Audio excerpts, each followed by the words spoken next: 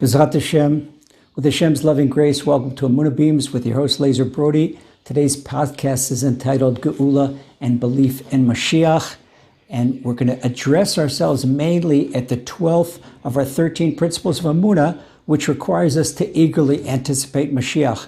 And we're going to see what that really means. Now, I don't think there's anyone today, religious or not, with everything that's happening, that doesn't want Moshiach. So, where is he? Everybody wants him. Where is he? Okay, why doesn't he come already? And we have to ask ourselves two things. What does it really mean to believe in Mashiach?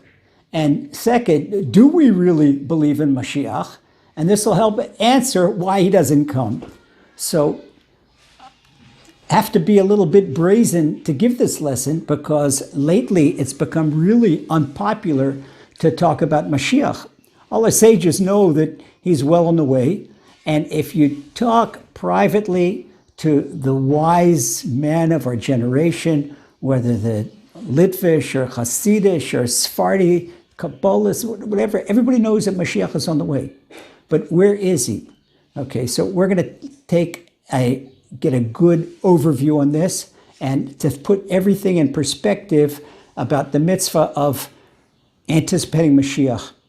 Okay, first of all, if we open up the Baal Shem Tov, the Baal Shem Tov's elaboration on Torah, to Parshas Bereshis, the Baal Shem Tov, he quotes what King David says in Psalm 69, Kalva el nafshi ge'ala. King David says, my soul has come close to Geula. Okay, that's Geula. Now, what's the Geula? Geula is the full redemption of our people. And we associate Moshiach with Geula because we know that Moshiach is the catalyst of Geula. Moshiach, he will bring the knowledge of Hashem to the world. Moshiach, he will bring a correction to the world. By way, all of us will attain redemption. So what does King David mean when he says, Kalva nafshi Geula? Okay, King David is king of Israel. But still, he's asking that his own soul should get close to the Geula, to full redemption. Well, the Baal Shem Tov explains like this. The Baal Shem Tov explains that before we have a national Geula, that each soul must have its own Geula. What does it mean that each soul has its own Geula, its own redemption? It means that each soul attains Emuna. And that's why we talk about Emuna all the time, so that everybody has a chance to get Emuna, because when you have Emuna, you see that your own redemption, everything will be fine. You can understand, everything gets put in proper perspective. You don't feel anxiety anymore. You feel trust in Hashem. You feel good. And Hashem puts us in a situation where we have to, in order to stay sane, we have to seek Emunah. The Baal Shem Tov tells us that this is our Geula. Now, not only the Baal Shem Tov, I'll show you at the end, at the end of today's shur, we'll see the same concept with the Gaon of Vilna and his students. So we see this is not just a Hasidic concept, this is a Jewish concept, it's a Torah concept, because you could see it in Hasidic works, you could see it in the works of the Lithuanian masters, the Gaon of Vilna and his students. Okay, but first of all, where did the Rambam pick up when the Rambam codified the 13 Principles of Faith? Where did the Rambam get mitzvah number 12, principle number 12 of our 13 Principles of Faith to look forward to Mashiach? Well, it comes right out of Tractate Shabbat. We open up the Gemara in Shabbat to page 31a. We look at the bottom of the page and we see B'shah shemachnisim adam ladin, that when a person finishes his or her time on this earth and they go up to the heavenly court, ask a few basic questions. The first question is pretty understandable. Nasata v'tata emunah. Some people, they think, they're religious and they're learning Torah all day. But wait a second. If you don't do business fairly, nasata v'tata emunah means, did you negotiate fairly? In other words, did you give person proper change? Did you speak honestly when you sold a house, when you sold an insurance policy? You didn't fool anybody. You did honest business. This is what it means. You did honest business. You negotiated fairly. That's understanding. But why does it say, nasat v'natata b'haginut, that you should have negotiated fairly? really doesn't mean fairly. The Gemara says, did you negotiate in emuna? Did you negotiate in faith? Was negotiation faithful? What do we mean by that? What does the Gemara mean by that? Gemara means by that really a person cannot be truthful and a person cannot fairly negotiate if a person doesn't have emuna. Because the moment you have emuna, you believe that your income comes from Hashem, that everything comes from Hashem, and you don't have to steal, you don't have to lie, you don't have to do anything, heaven forbid, in order to acquire money, as a means for acquiring money, because you know everything comes from Hashem. All right, so this is the side of the top of Emuna. It's a logical first question. And then, logical second question, Kavata itim l'Torah. Did you learn Torah? Of course, we say every evening in Ma'ariv, before we say Kriya Shema, Ki heim chayenu v'och yemenu, that the Torah, this is our life and the length of our days, learning Torah. And this is the specialty of the Jewish people, that rather than out in the streets playing soccer and racing cars and dancing the discotheque, we're learning Torah. We're the people of the book. Okay, and this is what it means to be Hashem chosen people. Hashem gave his Torah to us, and we learn Torah. Okay, so that is an understandable second question. And then understandable third question, did you raise a family? Did you raise a family? You know that Hashem gives the reproductive apparatus not as a means to have fun, like many of the nations of the world think, but it's to procreate. In order to do this properly, asakta puyovia means that we helped ourselves in holiness. We limited ourselves to the mitzvahs of Torah. In other words, to marital gratification and to procreation. Okay, so we have three logical questions. And the fourth question, what do you think to be a fourth question? Were you a good person? Were you an upright person? All types of things. Did you daven on time? Did you believe in it? No. The fourth question, Tzipita liyeshua. Did you look forward to the salvation? Well, hold it. There's 613 mitzvahs in the Torah, and maybe we can think of a whole lot more important questions than this fourth question that a person is asked if he looked forward to Yeshua. What does Yeshua mean? Salvation. Salvation means the Geula and Moshiach. Did you look forward to Geula and Moshiach? And if a person can't answer that question properly, he's in big trouble up in the heavenly court. So what's it? Tzipita liyeshua. What is so important? Why is it so important? And what does the fourth question have to do with the first question? Did you negotiate with Emuna? And now, did you look forward to Mashiach? Looking forward to Mashiach, in order to answer why this is so important, I'm going to bring a really special midrash. Open up the midrash in Parshas Vayikra. And midrash in Parshas Vayikra, in Parshas Emor, it's talking, Rabbi Nachman, he talks about Rabbi Nachman, we're talking about Rabbi Nachman the Amora. He's talking about what happened when Jacob, during his dream, when Jacob was bet down, Jacob saw the ladder, Jacob's ladder. What happened to Jacob's ladder? Rabbi Nachman Patach, Vata al tira avdi Yaakov. Rabbi Nachman is elaborating on a passage in Jeremiah chapter 30 that do not fear Jacob. Okay, do not fear my servant Jacob, you should not fear. What was Jeremiah talking about? The Midrash says that when Jacob, our forefather Jacob, he was dreaming, and he dreamed of the ladder that was connected down on this earth and connected up to the heavens. And he saw angels going up and down. Well, Rabbi Shmuel bar Nachman, Rabbi Shmuel, the son of Nachman, he says that Jacob saw the administering angels of the nations going up and down. What did he see? Rabbi Shmuel bar Nachman says that Hashem showed Jacob the minister of Babylonia, who administered the Babylonian exile. He went up, and then he got knocked down. Okay, and then Hashem showed Jacob the minister of Media, and he went up, and he got knocked down. Then Hashem showed Jacob the minister of Greece, and he went up, and he got knocked down. This is indicating the three exiles, the Babylonian exile, then the Median exile, and then the Greek exile, where each one was finite, each one was limited. Why? Jacob saw on the Babylonian exile 70 rungs of a ladder. And this corresponded to 70 years. Then he saw in the Median exile 52 rungs of a ladder.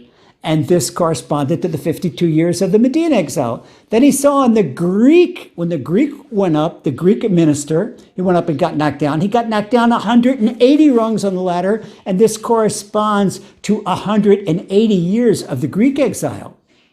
But then, why did Hashem have to say, don't worry, Jacob, don't fear Jacob?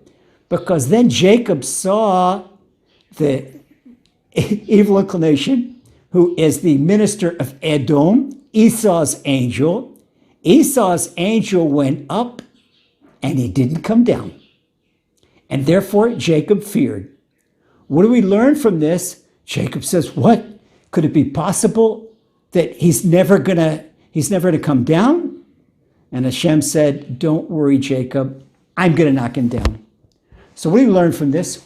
We learn from this that in the first exile, when way before we're talking about the four exiles don't include the exile from Egypt. But in the exile from Egypt, Moses brought the people out of Israel. In the exile from Babylon, Ezra the Sofer brought the people out of Babylon. And in the exile from Media, it was Mordechai that brought them out. We know each one of our exiles, we had a tzaddik that we knew. And Hashem says, no, I'm going to do that. I'm going to do that. In the fourth exile, Esav, Edom, is going to get knocked down. What is Esav? Edom includes back then Italy, includes Nazi Germany, includes the whole reign of Epicurus, the old anti-Emuna reign in this world, and including the Erev Rav. Tells us the Gaon of Vilna. If we see the Gaon of Vilna, and the Gaon of Vilna's elaboration on the Megillah of Esther, it's called Evan Shlema. The Gaon of Vilna says that the continuation, the most difficult continuation of the Edomite exile, the fourth exile, is the Erev Rav, which we see now. And the Erev Rav is the riffraff that tries to fight against the Emuna. Okay, so what happens now? It's open-ended. And that's why we don't know, tells us so. If we see on this Midrash, Rabbi the Michtab Eliyahu, Rabbi Eliyahu Dessler, he gave an elaboration of this midrash, and he says we don't know when it's going to end. He says, "Why don't we know?" And that's why it's open-ended, because Hashem did not reveal to Jacob when the Edomite exile which end, and we are still in it. That's why we're still in it.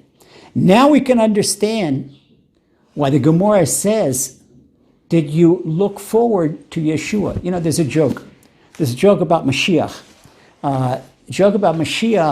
That the Marlboro Company, Reynolds Tobacco, that they finance all the false messiahs. Why do they finance all the false messiahs? Because people look forward to Messiah coming. And then when they find out that a Messiah is false, then people end up giving up Torah, not keeping Shabbat, and they start smoking cigarettes on Shabbat. So they smoke cigarettes on Shabbat, then the Marlboro makes a lot of money, so Marlboro finances the false messiahs. It's an old joke.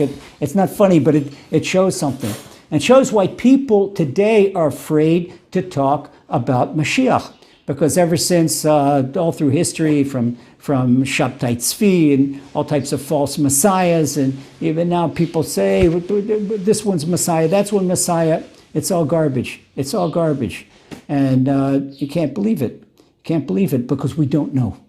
The Midrash tells us that we can't know into the end, and how we know that Hashem is going to bring it. All right. Now, we don't know when Mashiach is going to come, and the Gemara in Tractate Sanhedrin gives a curse that tipachu cham shemachashvei kitzin, that those who second guess, who try to put a timetable on Mashiach, that their intestines should turn inside out. Okay. But let's see one thing. We don't know when Mashiach is going to come. But if we look at the very end of the Gemara and Sota, we see a list of preconditions that one by one, they're here. One by one, we can see them coming right here. We look in the end of Sota, page 49b, and the Gemara in Tractate Sota tells us like this. Tells us, Haemet nederet. that in the end of time, truth, you're not going to be able to find truth.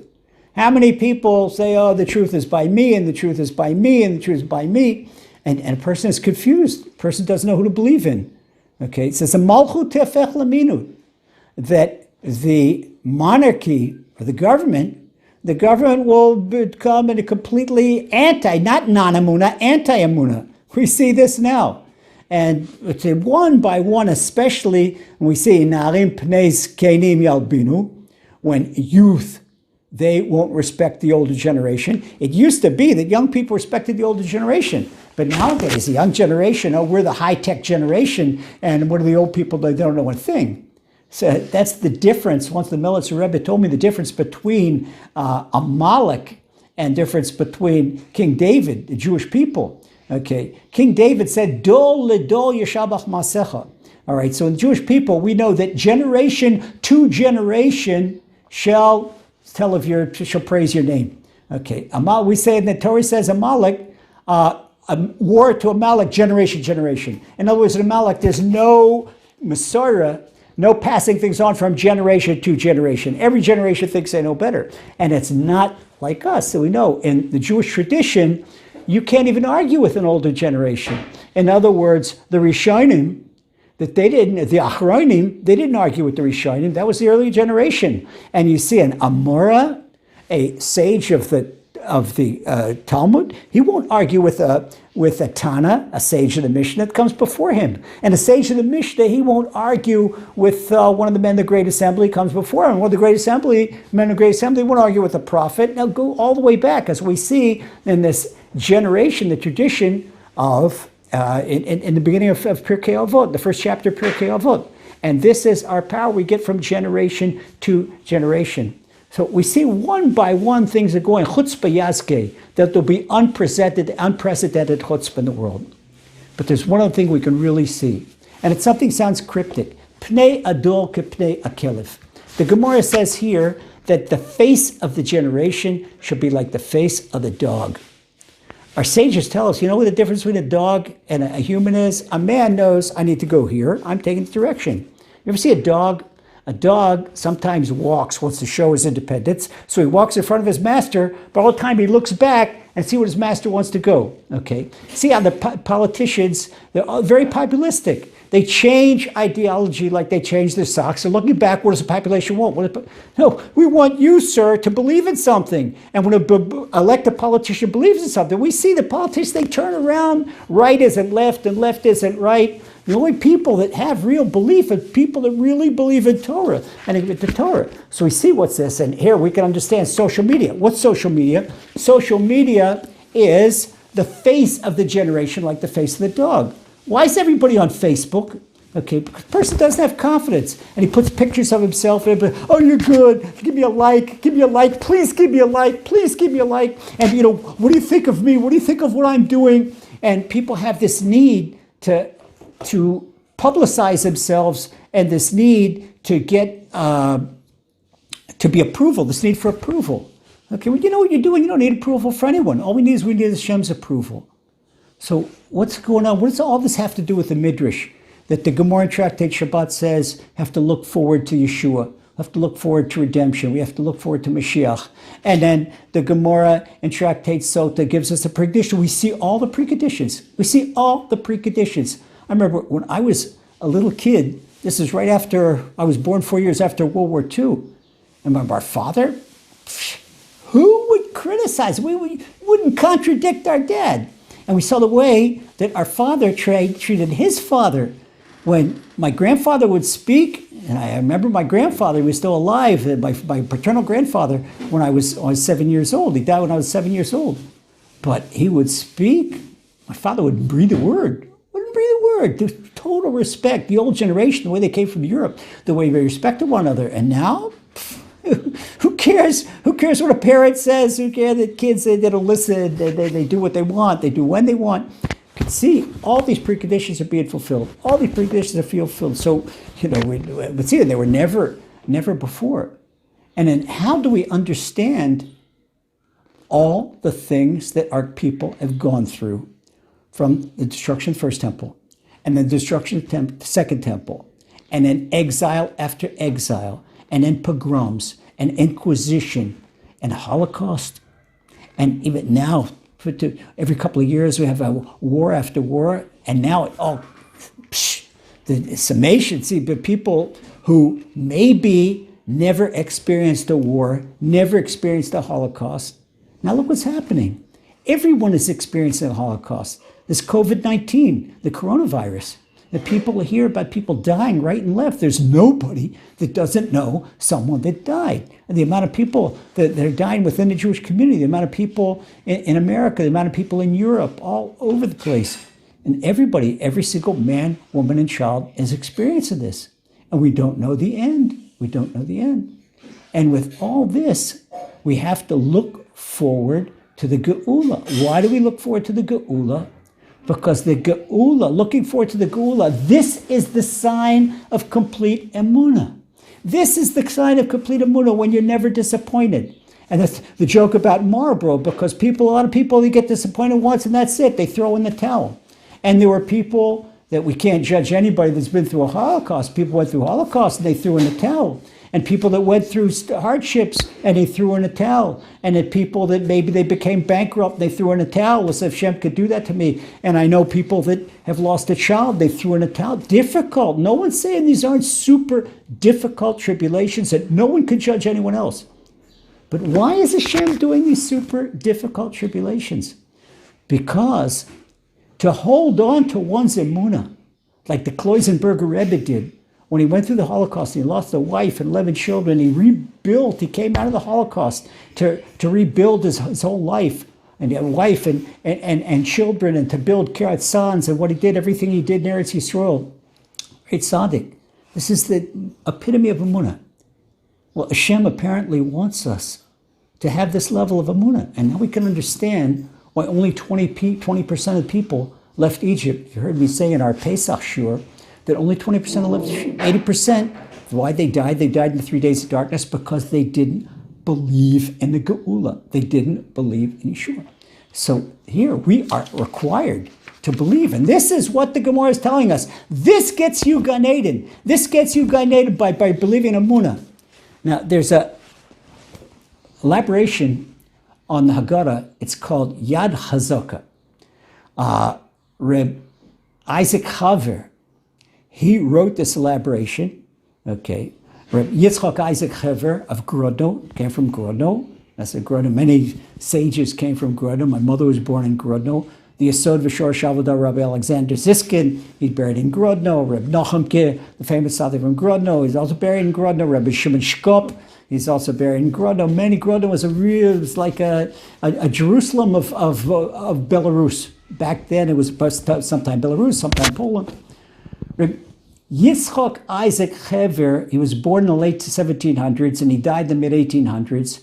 He was a Talmud of Reb Mendel of Mishkolov.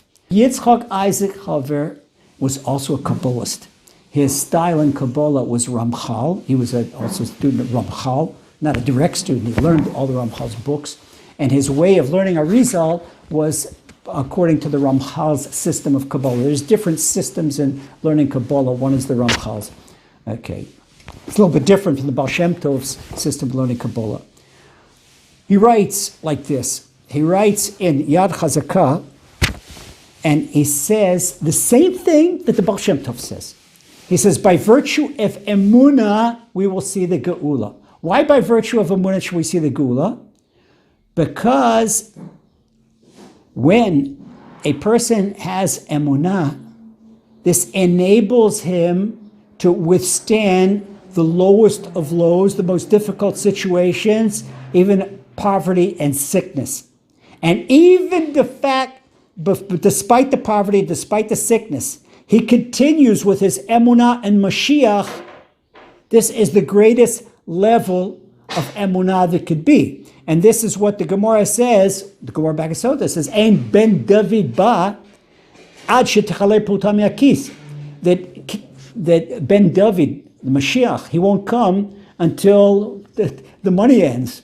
We can see that so many people unemployed, over 1 million people in Israel, and then billions of people in America. And why? Because if a person in a situation where he lacks health and lacks money, can still hold on to his Emuna, this is what King David says, Hamanti ki edaber, that despite my hardships in life, I keep on praying. And when Hamanti ki edaber, when did King David say that I have Emuna and I can talk because of my Emuna? Ki aniti ma'od, when I become poor. And this is what he says. This is the privilege. By this privilege, Am Yisrael will see the Geula. So what is Hashem doing? Hashem is putting all of us through commando school. And here's the difference. If a person has a situation, for example, one of the ways or one of the reasons that enables a person to withstand very stiff training in the army is, it's going to last 6 weeks, it's going to last 9 weeks, it's going to last 12 weeks. Here you have a date. When this date comes, and I'm finished. All right. That enables you. We used to have a calendar, so we put X on. Okay, to my discharge, so many X's. Every day that went past, you put an X on the calendar and wait till the discharge. I know some girls, they do have a calendar, they put X on the day they get married. And this is their Geula, they get married. Sometimes they find out differently after they're under the chuppah, but okay, meanwhile, we hope. So we look forward. But back in our Midrash in Vayikra, it's open-ended because Jacob, our forefather, didn't see when Esav's minister was going to fall down. He saw all the other ministers fall down. And this, our sages tell us, that we don't know when the diaspora and exile is going to end, when the exile amongst Edom is going to end. But the Midrash tells us one thing: it's going to end when Hashem wants us, when Hashem wants it to end. And this we can see clearly now in what's happening with the coronavirus, that Hashem has made complete upheavals all over the world, no one but Hashem. And I can believe it.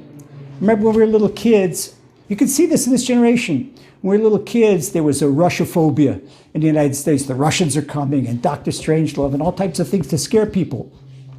So everybody thought that there would be a push-button war. I remember when we were little kids in the Bay of Pigs, we got sent home. I was in the 5th or 6th grade, 11 years old, and we thought that Khrushchev was going to bomb, going to bring missiles in Cuba, and from Cuba, the Russians were going to bomb America. And we were sent home from school. Okay, you go home. And the business were closed. People said, go take shelter at home. There's going to be World War III. Thought it'd be a push-button war.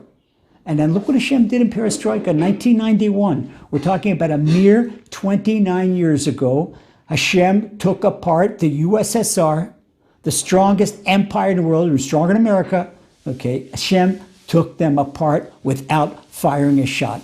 Now, Russia's an independent country, and the Ukraine's an independent country, and Belarus is an independent country. They all take it apart, the USSR. Latvia, Estonia, okay, Lithuania, all independent countries, no more USSR.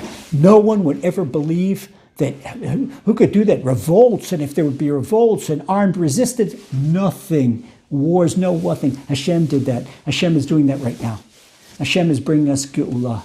So we don't know when Moshiach is going to come. We don't know when the Geula. We're not supposed to know. And the Midrash tells us we're not supposed to know. This is the reward for tzipita liyeshua. This is the reward for looking forward to Mashiach all the time, looking forward to the salvation, when we don't know when it's going to come. But every single day we say, Ani ma'amin be'emuna shleima. Every single day we say our 13 Principles of Emuna. And we say this, here, I've got a sign check that he's going to come. Sign check. You often hear me talk about the men of the Great Assembly. We say 3 times a day, Et semach David avdocha mehirat hatzmiach, that we hope that Hashem will bring back, as if he sprouts a tree, that it will sprout the kingdom of David. Vekano tu'em shuasecha, and David's aura, David's prestige should rise in Yeshua. Kili Yeshuascha, Hashem, you're Yeshua. Hashem, we're looking forward to your salvation. We hope for Yeshua. And now what we do? We know the third of the 10 commandments is you shall not take Hashem's name in vain. But what do we say? Baruch atah Hashem, Blessed are you, Hashem. And we say A-D-O-N-A-I. We say Hashem's name full out. Okay. Matzmiach Keren Yeshua in the present tense. That you bring the light of salvation. You're bringing right now. We say this in present tense, and we can say this right now. Hashem, and we say this in a minute. We'll go back to prayers, and another 2 hours b'javei mincha. Okay, and we'll say this right here. Baruch atah Hashem. Take Hashem's name complete, because Hashem, you are bringing us the light of salvation. You are bringing us the Geula. You are bringing us Moshiach. We say this every day. This is the reward. So why does Hashem delay this? Because this is what brings the merit to Klal Yisrael. And this is why our sages, this is why the heavenly court asks us, is if we did this, because this is what brings the merit, not only to ourselves, but brings to the whole Jewish people. In other words, if you really want to do something good for the Jewish people, strengthen your belief in Mashiach. Strengthen your belief in salvation. Say this with kavana. Baruch atah Hashem matzmiach keren Yeshua. Not what people do. They run through the prayers and they don't know what we're talking about. This is it. But now we don't know when he's going to come. We don't know what day, what hour, but we know it's happening now. And this is the great news. Beloved brothers and sisters, we are in the middle of the times of Mashiach. These are Zmanei Mashiach. These are the times of Mashiach. There is no one in Klal Yisrael, and like I say, with Ashkenazi, Sephardi, national religious, Kabbalistic, Lithuanian, Hasidic, that say that these are not Messianic times. We are in Messianic times. So we have to be happy. We have a lot to be happy about, because every day is a day closer to Mashiach. We'll see it soon. Just hold on with our Emuna. The stronger we hold on, the stronger we strengthen our Emuna, and particularly our Emuna in Mashiach. We can say, I believe with full and complete belief that Mashiach is fast on the way. B'viat Mashiach, afal pishit mameh, even though he tarries, I'll wait for him every single day.